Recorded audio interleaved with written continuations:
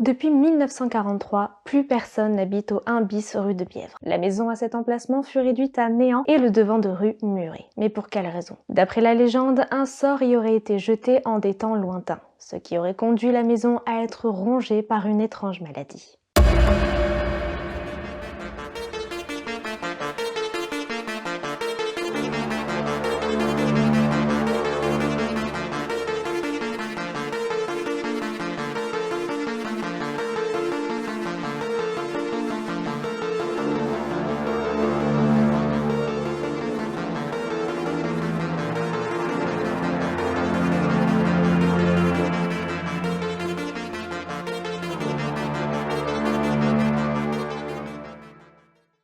Peu avant la Seconde Guerre mondiale, on retrouvait au 1 bis un vieux bistrot plutôt mal famé où on y croisait souvent des ivrognes et des miséreux. Un soir d'hiver, un employé du commerce retrouve son patron mort derrière le comptoir. Quelque temps plus tard, un jeune vigneron de province du nom de Valentin hérite du petit bar qui s'appelait le Père Hubert.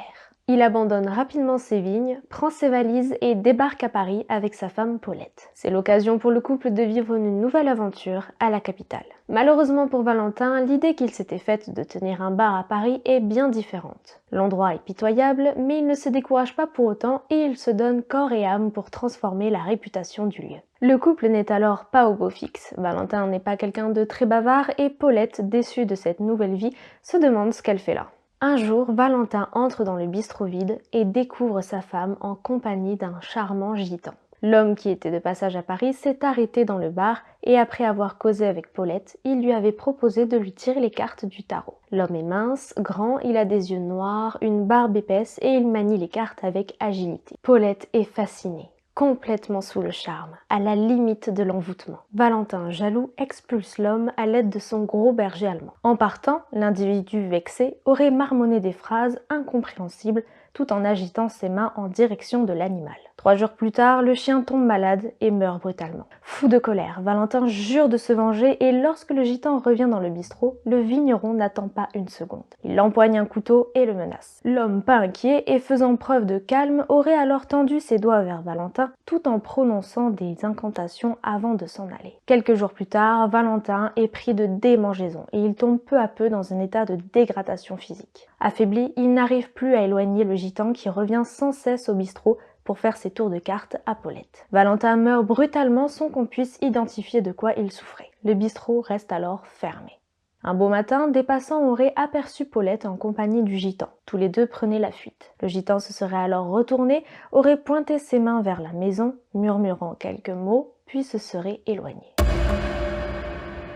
En pleine période de Seconde Guerre mondiale, la France est sous l'occupation allemande. La maison, quant à elle, est restée à l'abandon. En 1943, les autorités allemandes font un contrôle de la façade et découvrent que la maison menace de s'effondrer. Les pierres étaient atteintes d'une véritable maladie contagieuse comme une sorte de champignon qui menaçait les autres immeubles. 6 ouvriers sont alors envoyés au 1 bis rue de Bièvre afin d'éviter que la bâtisse ne s'écroule dans la rue. Mais étrangement, les travailleurs sont pris d'une soudaine maladie leur causant des problèmes de peau et des picotements bizarres. Rapidement, les langues du voisinage se délient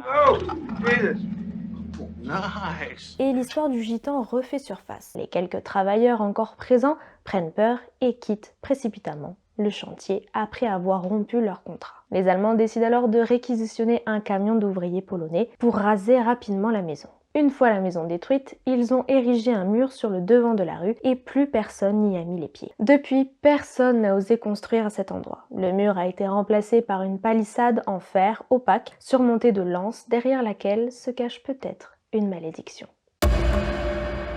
Cette légende a plusieurs versions, la plus courante est celle du gitan, mais il y en a une autre où le bistrot était en fait une ancienne auberge qui tombait déjà en ruine et dont le propriétaire aurait retrouvé dans une des caves une amulette en bois pétrifié semblable aux statuettes africaines. L'objet était apparemment chargé d'une énergie maléfique, si bien qu'elle a dû subir plusieurs séances d'exorcisme. Ce qui est sûr, c'est qu'aujourd'hui la légende continue de persister puisque l'endroit reste toujours inhabité et inconstructible à la suite d'une décision administrative. Cette vidéo est maintenant terminée, je vous laisse me dire en commentaire ce que vous avez pensé de cette légende urbaine. Je vous invite également à soutenir la chaîne en vous abonnant si ce n'est pas déjà fait et à lâcher votre meilleur pouce bleu. Je vous souhaite une excellente semaine et je vous dis à très vite pour un nouveau scène d'horreur.